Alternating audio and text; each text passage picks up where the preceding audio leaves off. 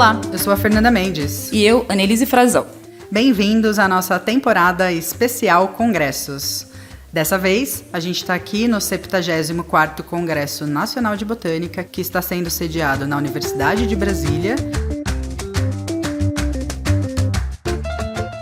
Você sabia que o Brasil é o país com a maior biodiversidade de plantas do mundo? Pois é. São mais de 50 mil espécies conhecidas. É planta que não acaba mais.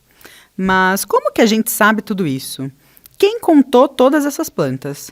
Como os cientistas chegaram a esse número tão impressionante? A verdade é que por trás dessa descoberta existe um baita esforço coletivo de pesquisadores que se dedicam à classificação das plantas, os chamados taxonomistas. E boa parte desse trabalho está ligada a um projeto super importante e ambicioso, o Reflora e Flora do Brasil Online, que vem ajudando a organizar e dar visibilidade à nossa riquíssima flora.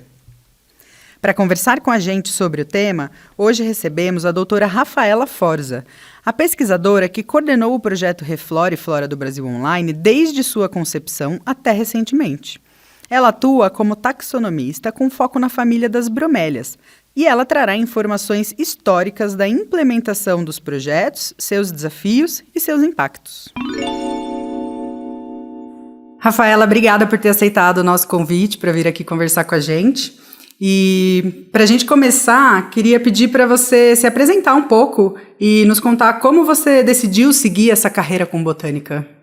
Então, eu me chamo Rafaela Campustrini Forza. Queria agradecer inicialmente o convite, é uma honra estar aqui conversando com vocês e falar um pouco das minhas escolhas, né, e até onde chegamos. Então, eu sou nascida no Espírito Santo, numa cidade pequena do Espírito Santo. Eu sou neta de imigrantes italianos e sou a primeira pessoa a ter nível superior na minha família. Mesmo sendo uma mulher branca, como eu nasci na roça no Espírito Santo, no interior, acesso à educação era uma outra coisa, né? Então, eu sempre tive uma boa educação, mas tive que sair de casa muito cedo para conseguir passar numa universidade pública, fazer cursinho, terceiro ano, e eu sou formada pela Universidade Federal de Juiz de Fora. E foi lá que eu escolhi ser botânica, assim. Hoje, depois de muitos anos, eu não tenho tanta clareza onde foi a escolha, porque assim, eu tenho uma família que gosta muito de plantas, e se em algum momento isso passou na minha decisão, eu não tenho lucidez sobre isso. Mas eu tinha uma avó que colecionava plantas, eu tenho uma mãe que coleciona plantas, eu tenho uma tia que coleciona plantas, então eu nasci num sítio, assim, fui criada num sítio muito perto de tudo, então eu não tenho medo de pisar, de andar, de encostar, de nada, porque eu fui criada nesse... Então, isso tem muito reflexo no que sou hoje. Então, como consigo andar na Amazônia sem me incomodar com nada? Não é um ambiente onde eu fui criada, assim, guardando as devidas proporções, né? Então, eu acho que a escolha botânica passa talvez por esse caminho. Mas a decisão mesmo foi quando eu conheci a minha professora, que foi minha professora na graduação, que é a doutora Fátima Regina Salimena, que era professora de botânica, agora ela está aposentada, né, na Federal de Juiz de Fora. E aí eu fiz a disciplina dela, eu fui para o campo com ela, ela me convidou para fazer um campo com ela, eu nem era estagiária, nem nada. E aí eu conto isso sempre, eu fui para Ibitipoca e ela falava muitos nomes de plantas. E eu falei, não é só botânica. A decisão não foi ser botânica, a decisão foi ser taxonomista.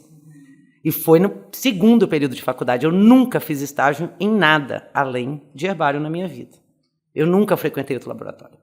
Eu nunca tive dúvidas do que eu ia fazer. Então, desde o segundo período que eu vi aquela pessoa que me levou para dentro do herbário, que me levou para o campo, que me mostrou aquele mundo era muito suficiente para mim. Eu não precisava mais descobrir... não, tem estágio lá na zoologia, tem estágio na ecologia. Não preciso. Eu já tô bem onde eu estou. Foi assim que eu virei botânica, na verdade. Como não se apaixonar pelas plantas, não é mesmo? Como não se apaixonar pelas plantas, exatamente. É verdade, elas são muito fantásticas mesmo, né? Nossa, Rafaela, super legal compartilhar isso com a gente. Saber, né, da trajetória das pessoas é realmente muito inspirador. E daí a gente queria começar, então, a fazer algumas perguntas mais específicas para você. E a primeira é que a gente gostaria que você falasse um pouco o que são herbários e qual a importância deles. Então, quando eu estou assim em um ambiente mais diverso, né, é difícil você explicar herbário para quem não é da academia ou para quem não é um botânico, né? E eu costumo tem gente que não gosta dessa comparação, mas eu chamo de uma grande biblioteca de plantas. Para mim é o que transfere mais fácil o conhecimento para quem nunca esteve num herbário. Então é uma grande biblioteca onde a gente guarda todos os tipos de plantas impossíveis de uma forma padronizada para a gente registrar o conhecimento das plantas num lugar, numa época, numa situação de cultivo, numa situação de uso, não importa, né? O herbário, ele é o testemunho no tempo e no espaço. Para mim é isso. Então, e o que mais representa ele no mundo real, do que as pessoas têm mais acesso, é uma biblioteca. E que você consulta ele quando você precisa também. Igual você consulta uma biblioteca. Sim. E, inclusive, é bastante interessante também pensar que existem materiais em herbários que são antiquíssimos, assim como livros. Exatamente, né? Os herbários mais antigos são do século XVI, XVII, né? Então, herbários é uma tradição muito antiga dos botânicos e que mudou muito pouco ao longo dos séculos, né?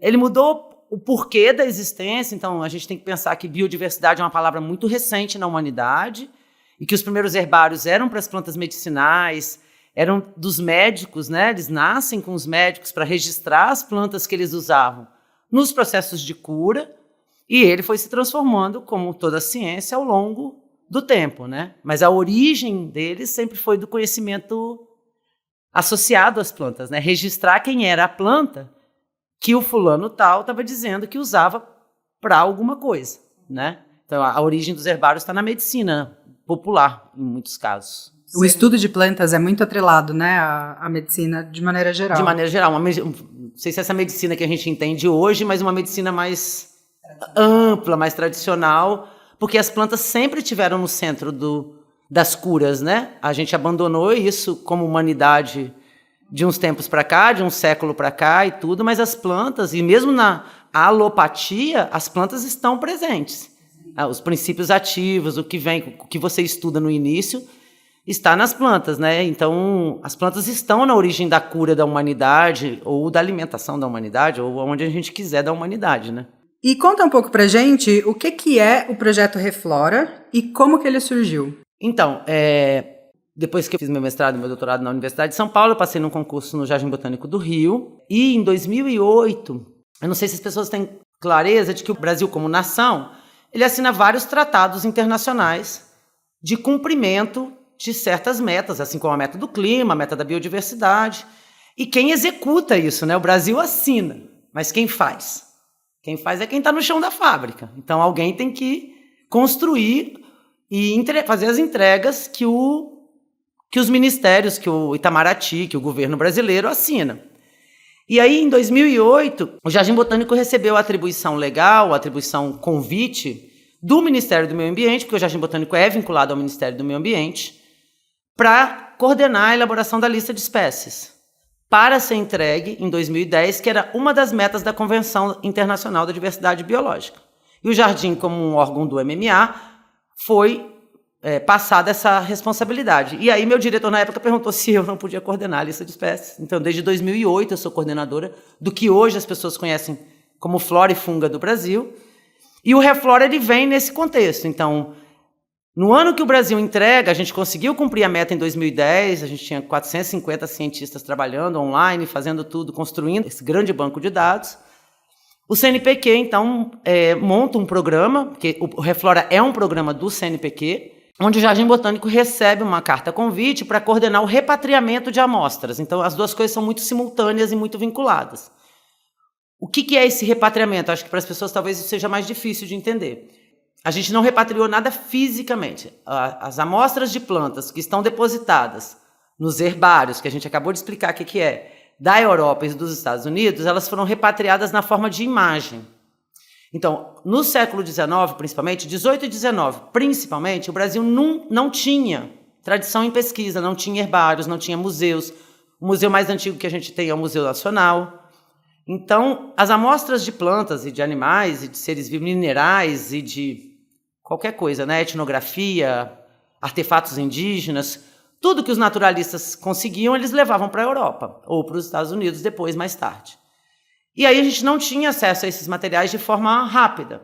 Para o mundo de hoje isso parece muito instantâneo, né?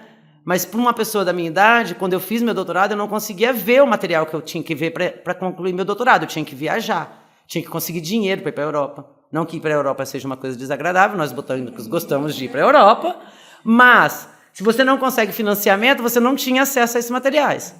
Então, assim, o Reflora, ele vem de um pedido nosso, e aí Ana Maria Juliette, que é uma figura central na botânica brasileira, sempre negociou isso com o CNPq. E aí, a reboque da lista que eu estava coordenando, da meta que a gente tinha conseguido atingir, a gente juntou, Ana Maria foi ao CNPq e o CNPq falou, não, ok, isso está na hora da gente fazer isso. A tecnologia já tinha avançado o suficiente, os custos de armazenamento estavam caindo, várias coisas juntas, né, acontecendo. E aí a gente começa esse repatriamento através de imagens desses materiais que são do território brasileiro, mas que estão em outros países do planeta, especialmente na Europa. E aí, durante muitos anos, a gente enviou pessoas para digitalizar essas coleções. Até hoje a gente está fazendo isso. A gente tem uma parte do projeto que está em vigor até hoje. A semana passada eu fiz seleção de novos bolsistas que estão repatriando as imagens do Herbário de Viena. Então, por comemoração dos 200 anos da independência do Brasil, a Leopoldina era austríaca, né? O governo brasileiro e a Áustria assinaram um acordo de cooperação onde a gente continuaria repatriando as amostras que estão no Museu de Viena. Então, agora a gente tem 4 bolsistas lá voltando agora, bolsistas de doutorado sanduíche, e mais 4 que estão indo no começo de janeiro, para acabar de repatriar todas as amostras do Herbário de Viena. Então, o Reflora, ele é a combinação de 2 coisas. Ele é um herbário virtual, hoje com 4,7 milhões de imagens. Uau! Milhões! Milhões de imagens, Com o Reflora, a gente ganhou força para ajudar na digitalização dos herbários nacionais. Então, a gente tem, ao mesmo tempo que tem 4 bolsistas indo para repatriar, no momento tem 64 bolsistas espalhados nos herbários brasileiros, digitalizando as coleções brasileiras também. E aí a gente digitaliza e coloca tudo nessa plataforma, que fica hospedada no Jardim Botânico. Então, é uma iniciativa pública, paga com dinheiro público e aberta ao público, para todo mundo.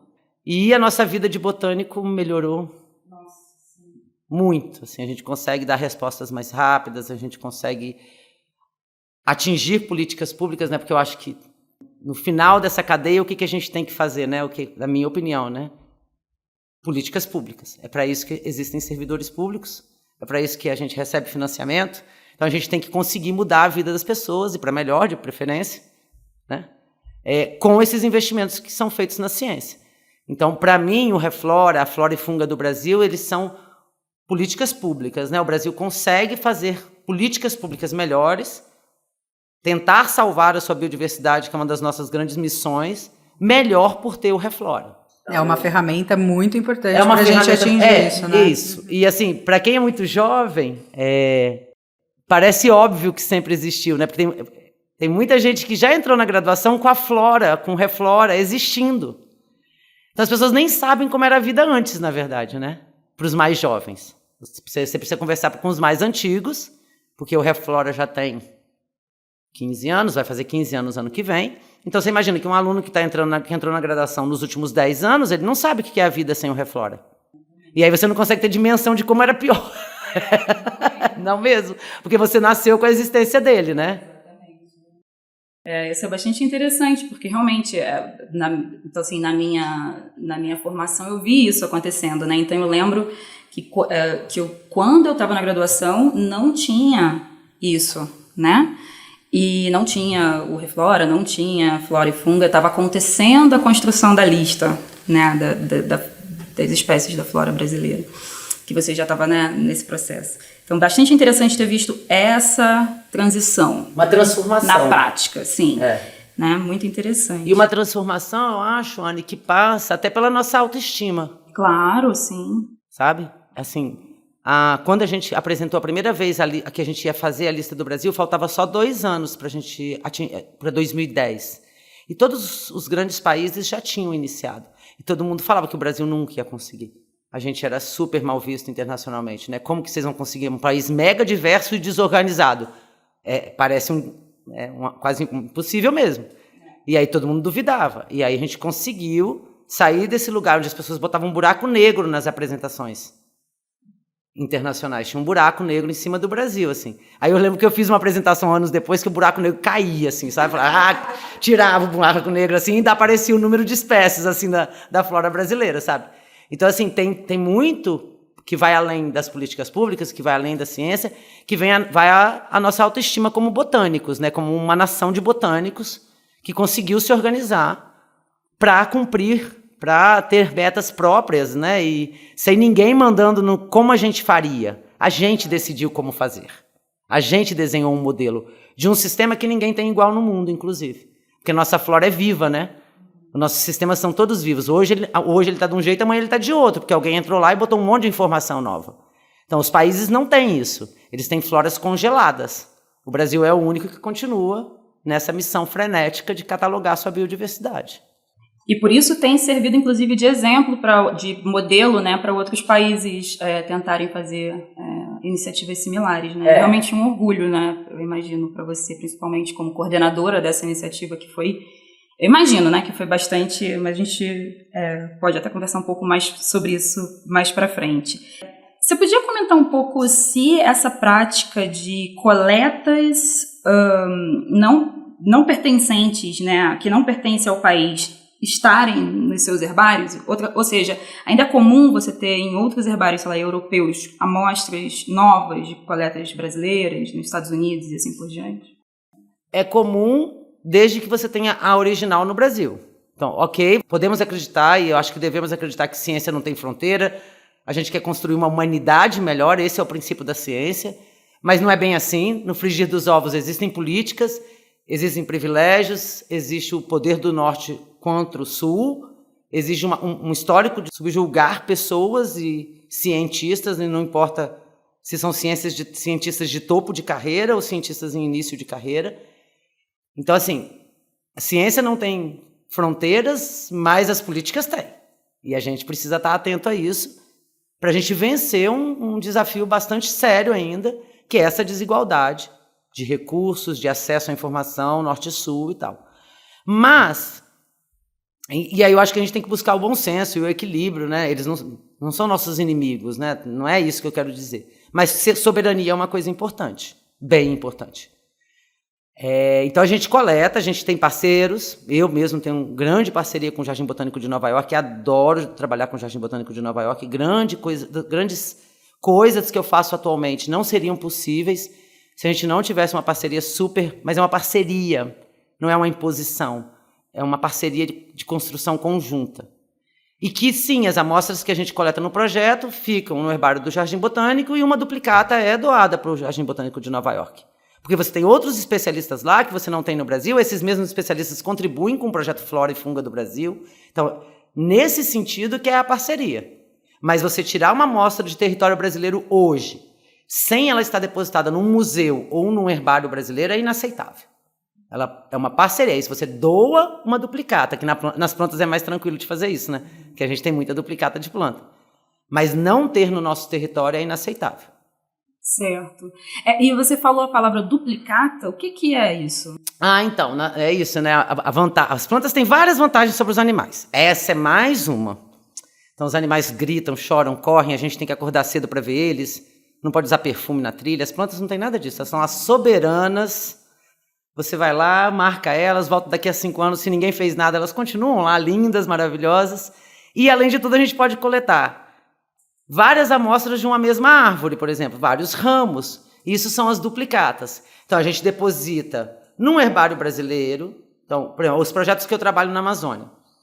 A gente normalmente tem uma parceria local. Então, uma amostra fica no herbário daquele estado onde a gente está trabalhando. Uma amostra fica no Jardim Botânico do Rio. E uma amostra a gente doa para o especialista, doa para Nova York, porque você pode coletar vários ramos de uma mesma planta. E aí você vai distribuindo esses ramos, são da mesma planta. E aí você vai fazendo diversos estudos, dependendo do seu interesse. Perfeito.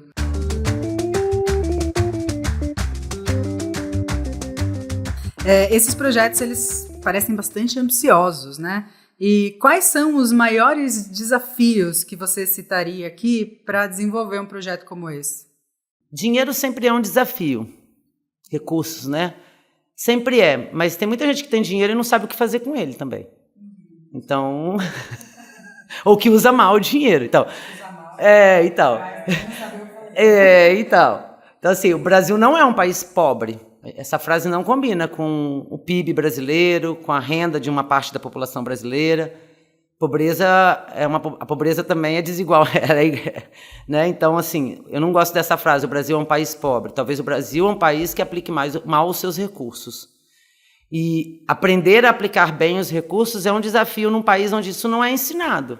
Esses projetos que eu coordeno, alguns aprendizados foi na marra mesmo, assim, é olhar e falar, o que é prioridade? Sempre você tem que decidir o que é prioridade. O cobertor é sempre curto. Hoje, esse Reflora que a gente tem em andamento, por exemplo, que foi um aporte que o CNPq fez no ano passado, mas os dados mostravam que a gente tinha muito mais carência na digitalização dos herbários Centro-Norte, o que é óbvio, né? O Brasil é desigual territorialmente. E eu tenho muito apego pelo Centro-Norte do Brasil, né?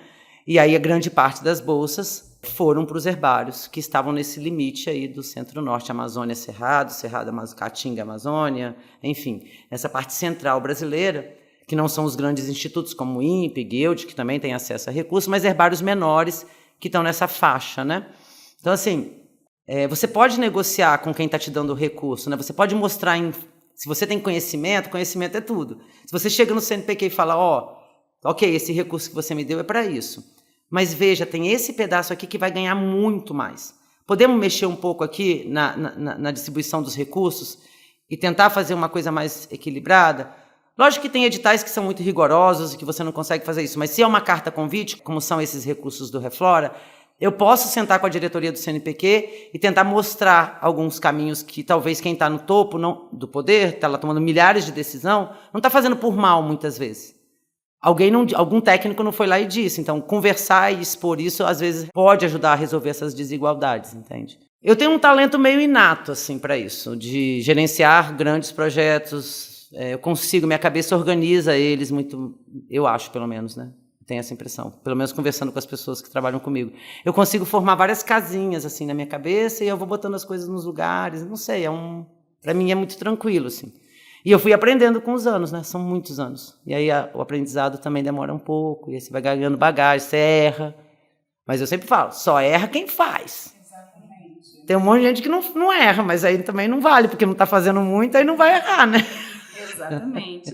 Essa é uma excelente perspectiva, né? E aí, pensando nisso também, inclusive, que é muito bom ver, né, uma cientista mulher liderando projetos tão ambiciosos, assim, nessa magnitude, muito inspirador. E aí a gente queria saber como tem sido para você liderar esses projetos, assim, tão impactantes, sendo uma mulher. Então, as pessoas, sempre quando eu falo isso, elas falam, mas a botânica é feminina. Eu falo, aonde? A botânica é feminina no chão da fábrica, né? Mas nas decisões, como em quase todas as áreas da ciência, há poucas mulheres, basta ver quantas mulheres são PQ1A do CNPq, se esse for o seu parâmetro, ou 1B do CNPq. Eu posso usar vários parâmetros, mas eu posso usar só esse para simplificar. Você vai ver que não é real, nem na botânica. Quando a gente olha para os números frios, isso não é verdade. A gente tem a primeira mulher negra como 1A no CNPq a partir desse ano, que é a Rosi. Até então, assim, não é igual, gente. Vamos parar. Não é igual, mesmo na botânica não é igual, né? Assim, vamos parar com, não, mas é que tem muito mais mulher na botânica. Tem a Ana, tem a Ana, fala um monte de mulheres, né? Mas tá bom, são as exceções. Na média, a gente ainda não consegue ascender nos cargos mais altos, mesmo na botânica. Então, assim, eu fui muito desafiada quanto a isso. Eu paguei preços altos na minha vida, pessoal provavelmente também, não é só profissional, por tomar, não sei nem se é uma decisão, porque eu não sei se eu tomei uma decisão, na verdade eu sou assim, né? Também é da minha personalidade, mas sim, em vários momentos, principalmente quando você está conversando com gestores de um cargo maior do que o seu, você é desmerecida. Então, eu sou brava. E as pessoas insistem em falar que eu estou Não é isso que toda mulher ouve? Então, eu não sou brava porque eu tenho TPM. Ou maluca, também. Ou é maluca, ou é grossa. Então, assim, uma frase que eu falo, se um homem fala, não é grosseria. Mas o que eu falo pareceu grosseria. Eu falo, mas por quê, né? Sim, é a mesma frase, é a mesma situação, é o mesmo. Então, assim, passei muito por isso, sabe, meninas? E continuo passando. E não sei se vai parar de passar. Porque a gente está longe. A gente pode. As pessoas falam assim, mas melhorou. Tá bom, melhorou. Mas não tá bom. Melhorar não significa que já tá bom. Que chegou ao fim, né? Então, continua sendo um grande desafio. E uma coisa que é muito marcante ao longo da minha carreira, que em várias situações eu percebo, é eu ser a única mulher, e isso não me basta. também não é confortável.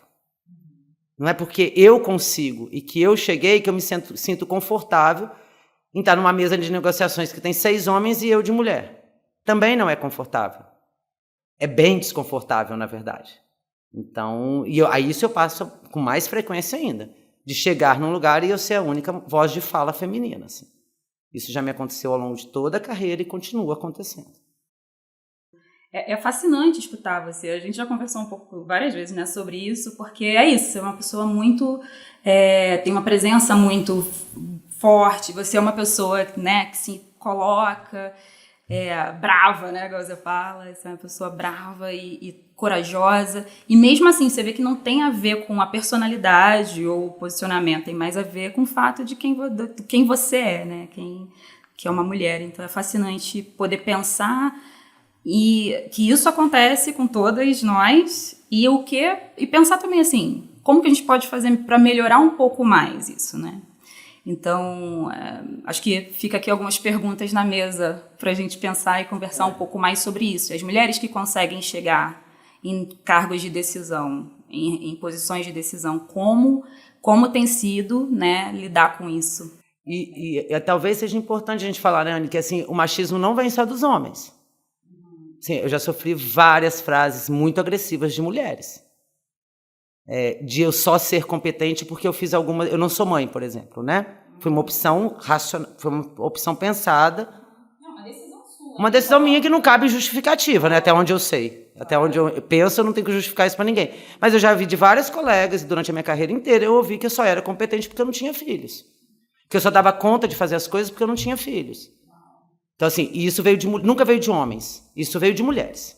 Essa frase, que é uma frase que dói muito, né? Quando você... e eu sou uma pessoa engajada na luta, né, das mulheres. Eu sempre sou uma voz que fala sobre isso, que há anos eu falo isso. Então, assim, a gente precisa repensar mesmo. Repensar porque ele é tão marcado, ele é tão estruturado, que as minhas colegas me distratam por eu ter conseguido. E não ao contrário, né? Falar, tá bom, a gente pelo menos tem ela lutando pela gente, né? E vamos junto, e vamos tentar botar mais mulheres. Então, assim, se a gente também não conseguir falar sobre isso, que os maus tratos não vêm só dos homens brancos, que também ele vem de outros lugares, a gente vai continuar ignorando esses outros lugares. E é marcante, é óbvio que é maior nos homens brancos, não estou falando isso, que não é. Mas também existe um outro lugar, e que a gente tem que falar sobre isso, entendeu? Sim, que é importante a gente considerar isso, né? Considerar a nossa autoavaliação também, como a gente, né, como colegas de trabalho, a gente pode melhorar nessa perspectiva, né?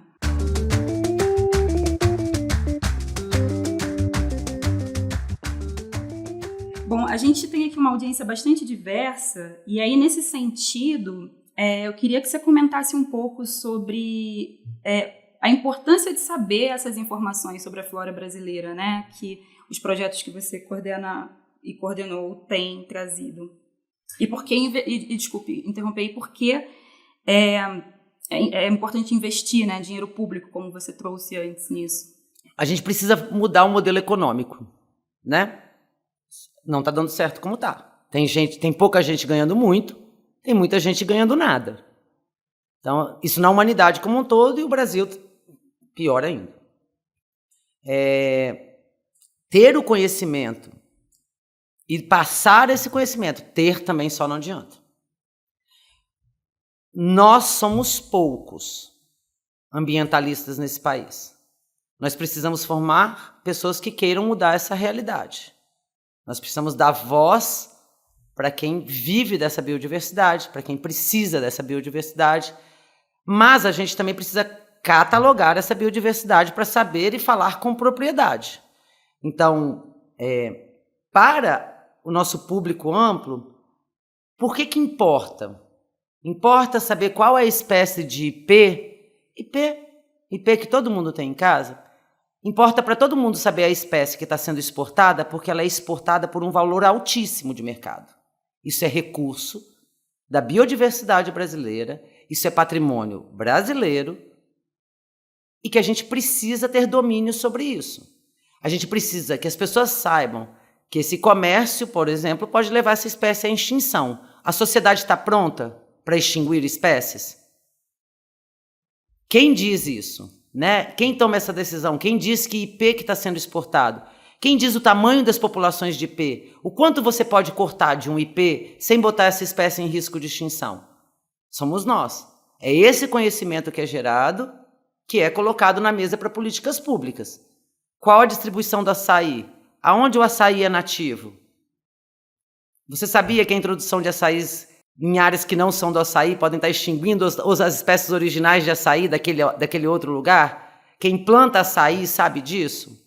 Então, cabe a nós, botânicos, ensinar isso, dizer, colocar disponível essas informações de uma forma que os tomadores de decisão não possam alegar que tomaram decisões erradas porque nós não demos as informações corretas. Então, a gente não pode se omitir. A maioria de nós é servidor público e cabe a nós dar aos gestores a chance, pelo menos, de tomar boas decisões. Então, o que nós fazemos nesses grandes projetos de catalogação é falar, gestores, está aqui. Esse é o conhecimento que os botânicos têm sobre as plantas brasileiras. Em alguns grupos não é suficiente, nós somos poucos também, não somos muitos, fazemos milhares de coisas diferentes, mas isso influencia na população? Sim. E cada dia mais a gente tem que ser capaz de falar para a nossa população que sim, influencia na sua vida. Sim, os cajueiros estão sumindo. Se os cajueiros estão sumindo por desmatamento, muitas famílias tradicionais que vivem da castanha do caju não vão ter fonte de renda. Quando você bota uma concessão florestal numa unidade de conservação que tem castanhais, numa floresta nacional, numa Resex, você tem que medir o impacto da retirada de um produto madeireiro em cima de um não madeireiro que sustenta dezenas, centenas de famílias. Então, quem faz isso? Quem diz que aquilo ali é uma castanha? Quem diz que aquilo ali é um IP? Quem diz que aquilo ali é um açaí? Que a sua identificação da planta está correta? Somos nós. Então, sim, o que fazemos tem impactos na vida das pessoas diretamente.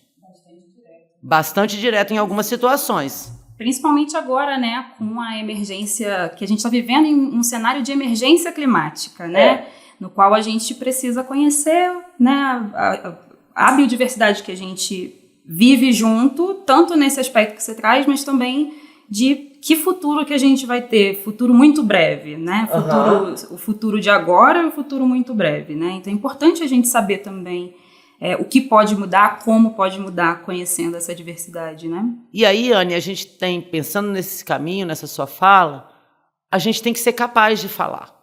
A gente tem que ser capaz de falar mais fácil.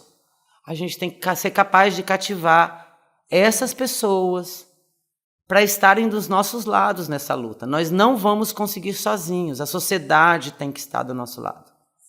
A sociedade tem que estar do lado de quem quer salvar. Biodiversidade, condição de vida decente, água limpa, clima, comida sem agrotóxico, tudo isso. Mas para essa sociedade querer estar fazendo isso com a gente tem que dar informação. E a informação de uma forma correta, cientificamente corroborada, óbvio, somos todos cientistas, mas de uma forma que essas pessoas possam entender ao ponto de vir para o nosso lado. E entender tudo isso, né? Que salvar a biodiversidade não é uma atribuição fácil e que poucas pessoas vão conseguir fazer nesse modelo de negócio e nesse modelo de mundo que a gente tem hoje. É sobre isso que a gente falou no começo, né? A gente precisa mudar a forma de enxergar essa biodiversidade. Ela não nos pertence, a gente não... É muito, né? Só para nós tudo, né? Ela não tem direito à existência própria, ela não tem direito a viver no planeta como nós, assim. Então, é bastante... Até... moral isso, né? Uma decisão moralmente que a gente deveria rever, né? O quanto a gente pode extinguir espécies. Sim, é uma decisão moral e ética, né? E a outra coisa também que é bastante importante é essa coisa, tanto da gente, que é nosso desafio aqui, né? Nesse projeto, inclusive. Por isso ele surgiu, para a gente tentar convencer as pessoas que plantas são muito legais. Muito legais. Muito legais. E também, então, tem tanto essa coisa e também a ideia da gente poder escutar as pessoas também, né? Então, ver o que elas sabem, que tem várias outras pessoas que estão, como você falou, né? Você vem de uma família de pessoas que admiram as plantas, né? E que convivem com elas, né? Então, aumentar essa comunicação parece mais urgente do que nunca, né? Eu acho assim. E eu percebo isso nesse novo projeto que eu faço. Novo não, né? Porque já tem 8 anos. É que a Flora do Brasil parece que consome tanto do que eu sou e do que as pessoas querem saber do que eu faço, né? Que tem outro projeto que sempre ficou muito a segundo plano, que é o de capacitação de comunidades tradicionais. Capacitação, não sei se é bem a palavra, mas é a que eu tenho na cabeça. Que é assim, essa troca de conhecimento, né? Mas é uma capacitação, sim, porque a gente também tem que enxergar que essas populações muitas delas já foram muito impactadas e que elas esqueceram, elas perderam o conhecimento. Então, se a gente falar assim, não, é uma troca. Não, tem vezes que não é troca. Algumas vezes é resgate. Porque a gente já massacrou muito o conhecimento que tinha nós como sociedade ocidental, e aí você tem que reviver o amor e o gostar das plantas e o conhecer as plantas, mesmo em comunidades afastadas e mesmo em comunidades distantes dos grandes centros. Mas é muito significativo para mim quando eu dou um curso de capacitação de botânica e muitas vezes as pessoas conhecem também, óbvio, esses comunitários, essas pessoas que estão sendo capacitadas, mas elas conhecem os produtos madeireiros, conhecem o que é útil. Tá ótimo, isso é um tipo de conhecimento, mas você tem que conhecer mais do que é útil, porque não só é por utilidade, o conjunto da obra de uma floresta não é composto só pelas madeiras que são importantes para você usar, tem mais ali dentro. E transformar esse conhecimento numa coisa de amor mesmo, assim, sabe? Eu acredito nisso. Cada dia mais, que você tem que amar, você vai ter que ensinar as pessoas que desaprenderam em algum momento da nossa história ocidental a amar plantas, amar aquele ambiente, não achar que aquilo é feio, não achar que aquilo é sujo, não achar que aquilo é perigoso, que é um atraso, que precisa ser limpo, que precisa ser cortado, que precisa ser devastado, que precisa virar um campo de soja. Ver beleza no caos tropical, de uma floresta tropical. E aí, você não destrói o que você ama. Ninguém destrói o que ama. Por isso que eu acredito mais nisso, assim, é mais despertar. Tudo bem, conhecimento técnico é super importante. E é importante você dar aula e você capacitar as pessoas tecnicamente, elas têm que ter poder de reconhecimento, poder de decisão sobre o seu território, sobre as suas plantas, sobre o seu extrativismo, sobre o seu modo de vida. Mas também tem uma parte em nós que é amor, que é salvaguardar por amor, por achar bonito. Porque uma floresta é mais bonita que um campo de soja. Certamente, concordamos, né? Que passa pelo campo do afeto, tanto do afeto de amar, quanto de afeto de ter noção do afetar ali naquele ambiente. Eu concordo, não poderia concordar menos. Não poderia concordar mais, no caso. No caso, sim.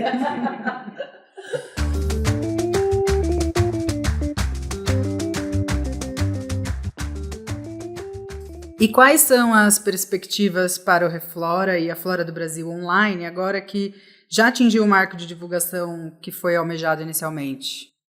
Então, a gente falta muito ainda, né? A gente tem um projeto lindo, um projeto robusto, um projeto forte, mas que falta. Falta continuar catalogando, a gente tem muita espécie não descrita, a gente tem muita espécie que ocorre nas fronteiras brasileiras e que nunca foi registrado no território brasileiro. Então, nesses projetos da Amazônia que a gente percorre muitas áreas fronteiriças, né, que tem unidades de conservação bem na fronteira, assim, em vários momentos, são 25 espécies novas para o território brasileiro, 30 espécies novas, que elas têm que ir entrando e alimentando essa grande base de dados. Esse ano a gente teve uma coisa muito importante, um reconhecimento bastante importante na tomada de decisões e políticas públicas, né? A Flora e a Funga, e também o Catálogo da Fauna, que é outro projeto, outra iniciativa que veio a reboque da Flora, servir de dicionário de nomes, um dicionário, acho que a melhor palavra é essa, para vários órgãos de governo. Então, para avaliação de risco das espécies ameaçadas, por exemplo, a Flora já é usada. Então, se uma planta não está catalogada ali, ela não existe para os tomadores de decisão.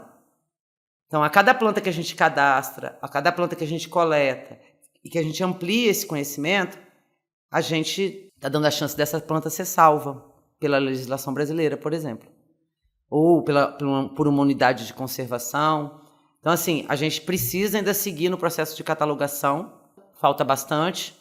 Falta principalmente em lugares de difícil acesso, que falta recurso para a gente conseguir chegar. A gente precisa de um projeto de nação que a biodiversidade seja o foco. A biodiversidade não é um problema, a biodiversidade é uma solução. Então falta catalogar. Por mais que a gente tenha feito esse esforço, eu sou muito orgulhosa dos botânicos e de mim e de onde a gente chegou. Onde a gente chegou nos mostra que ainda falta. Eu acho que é essa clareza que é bom a gente ter. Chegou e nos diz o quanto falta. E falta bastante. Você tem ideia de quantas plantas novas são descritas por ano, assim, alguma métrica? Então, a última vez que a gente contou, foi por uma publicação que a gente fez em 2021, a gente estava descrevendo uma espécie nova a cada dia, mais ou menos. Cada dia? É. Se você faz as médias do dia, né, tem sábado e domingo, mas botânico também costuma trabalhar sábado e domingo. Mas... É verdade, né? Então, a gente é o país que mais descreve espécies novas de plantas ainda no mundo. Fungos não. Fungos a China descreve muito mais, mas não porque talvez a China tenha mais espécies, mas porque a China tenha mais micólogos. Então a gente tem um grande desafio aí que eu nem falei antes. A gente está falando muito mais de plantas, né? Que são os fungos do Brasil. A gente tem bons cientistas em fungos, mas eles são em número muito pequeno. E a diversidade de fungos é muito grande.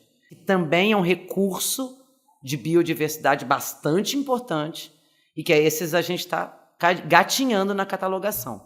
Que a nossa base de dados era bem frágil em fungos, e ainda é. Então a gente tem agora uma leva de micólogos que se uniram. Micólogos são aqueles que estudam fungos, né?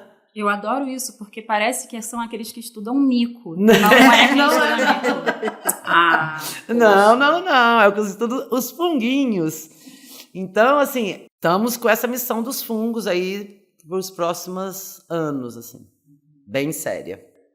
Eu vi uma palestra aqui no Congresso hoje de manhã, que era de um pesquisador, o Diogo Rezende, e ele estava falando exatamente dessa questão da conservação de fungos, né? Se é difícil catalogar, você ter políticas de conservação é ainda mais difícil. E aí achei muito curioso ele trazer isso de que é muito recente isso, né? E sim, poucas pessoas. Então, o time que está estudando fungos no Brasil é um time jovem, que bom, eles estão cheios de pique para ficar descobrindo fungos por aí. E precisa crescer, né? É isso, vai ter uma caminhada, tem uma trilha ainda a ser percorrida, né? As plantas são mais conhecimento mais robusto e de mais tempo, né? Agora a gente tem esse desafio dos fungos. Tá, vou aproveitar que você falou em micologia e vou só fazer um adendo aqui para os nossos ouvintes, que quem estuda alga estuda a ficologia. Pois é. Porque, né, a gente acha que é tudo planta, tudo botânica. Não mas é. Não é. Exatamente. Então, por isso que a flora chama flora e funga, tá? Então, na flora e funga tem plantas, algas e fungos. Tudo que tradicionalmente a botânica estuda. Esses grupos não necessariamente são grupos naturais, mas os botânicos, os micólogos, é uma escola conjunta nisso, né? Por isso que a gente está todo mundo junto. E como a micologia ainda era muito pequena, ainda é como o colega disse na palestra, está crescendo, era mais forte ela estar junto com as plantas. Talvez um dia ela ganhe, mas com as plantas a gente caminha melhor, todo mundo junto, dando força para quem está mais atrasado, não sei se é a palavra, mas com menos gente, pelo menos, trabalhando com certeza. Nossa, Rafaela, muito obrigada por compartilhar tanto com a gente, né? Obrigada, foi uma ótimo. Super aula. Mas antes da gente concluir, a gente queria saber se você poderia compartilhar algum conselho, fazer algum comentário para potenciais jovens cientistas que nos ouvem. Tem pouco tempo que eu pensei uma coisa que eu vou falar aqui. Eu sempre tomei as pessoas acham que estava tudo planejado. Todo mundo fala, não, Não, eu tenho alguns planos. Sim, eu sou uma pessoa que tem planos. Mas muitas vezes eu simplesmente disse sim para o desafio. Eu não sabia onde ia chegar. Porque as pessoas hoje conversam comigo e falam, mas você sabia? Eu não sabia que ia dar certo. Podia dar tudo errado. Na verdade, tinha mais chance de dar errado do que dar certo. Mas eu sou uma pessoa que se joga nas coisas. Então, quando alguém me apresenta uma coisa que eu acho muito legal, eu falo, tá bom. Então vamos ver se vai dar certo. Às vezes a gente acha que são decisões muito pensadas e planejadas e que a gente tem controle de tudo e que a gente está sempre no controle, né? Raramente a gente está no controle da vida. E muitas decisões foram só porque eu gostava de planta. E que alguém me convidava para fazer alguma coisa e eu falava, tá bom, é mais uma coisa com plantas, é mais uma coleta, é mais uma viagem, é mais... o exercício do não para algumas coisas, mas o exercício do sim para coisas que você acha que são legais e que você gosta e que parecem muito grandes e muito distantes e que você não sabe onde vai dar, você não tem certeza. Eu acho que as pessoas hoje sofrem, então assim, com acesso à informação, a informação tem um viés nisso, né? Você quer ter mais domínio, mais certeza do futuro, né? Eu quero ter um CV Lattes, eu tenho que publicar não sei quantos por ano, eu vou entrar nesse projeto porque esse projeto vai me render não sei quantos artigos naquele ano. Cara, eu nunca fiz essa conta. Eu participo de projetos que nunca me deram um artigo. E eu não me arrependo nem um pouco deles. Eu não paro para fazer essa matemática tão dura com a vida, sabe? Eu gosto de planta, eu gosto de coletar planta, eu gosto de ver as plantas. Se aquilo vai virar ou não... Não é que eu não publique, não estou falando nada disso. Sim, a gente tem que produzir ciência de boa qualidade. Sim, a gente tem que estar à frente de grandes publicações. Não é nada contra isso, mas é ter um sentimento de querer também fazer porque gosta, sabe? Porque é bonito, porque é legal, sem tanto engessamento, sem tanto sofrimento, assim, sabe? Que tudo tem que dar um resultado métrico. Ouvir um comunitário falar que adora plantas, não tem nada disso no meu Lattes. Mas eu ouvi, e poucas pessoas ouviram, que eu transformei a vida dele. Que ele, de desmatador, passou a ser um parabotânico. Ou alguém que faz caminhada na mata com outro olhar. Isso não está nas linhas do meu Lattes. Mas isso me faz uma pessoa mais feliz. Muito legal escutar isso, né? Principalmente nesse cenário, né, que a gente tem de métricas, como você trouxe, né? Que as pessoas já pensem sobre... sobre fazer por alegria, sabe, Anne? Sim. E vai dar resultado. Vai virar linha no Lattes. Pode virar uma linha no Lattes, pode virar uma produção. Mas não pode ser essa a nossa única motivação. Senão não é nessa profissão que a gente tem que estar. Exatamente. Se você quer ganhar sempre, você tem que escolher uma outra profissão. Essa não dá lucro. Essa tem que dar alegria, tem que dar uma vida boa. Todo mundo quer ter uma vida boa, um bom salário, um emprego. Certamente todos merecem ter isso na vida, uma vida digna, um salário no final do mês, uma casa boa para morar. Mas a gente precisa gostar do que faz, a gente precisa gostar das plantas. Precisa ir além do que aquilo vai gerar de um produto métrico, sabe? Não sei se eu estou falando já como alguém que já passou de uma certa fase da vida, mas é isso que eu sinto hoje na minha vida, assim, sabe? Eu amei esse lado afetuoso da Rafaela aqui, porque eu já conheço, né? Então é legal que você compartilhou tudo isso, que todo mundo acha que a Rafaela é brava só, né? Mas ela é bastante afetuosa também. Rafaela, muito obrigada mesmo por compartilhar com a gente tanta coisa, não foi? Super obrigada. Eu que agradeço a oportunidade, espero que a gente volte a se falar em outros momentos. Com certeza. Ficou com alguma dúvida? Tem algum interesse sobre algum tema ligado à botânica? Manda um e-mail pra gente, ou botanicast@gmail.com. E não deixa de seguir a gente no Instagram, @obotanicast. Esse projeto é apoiado pela Sociedade Botânica de São Paulo, que também está lá nas redes como @Sociedade Botânica SP. Este episódio conta com a edição de áudio de Fernanda Mendes e Gabriel Quintão.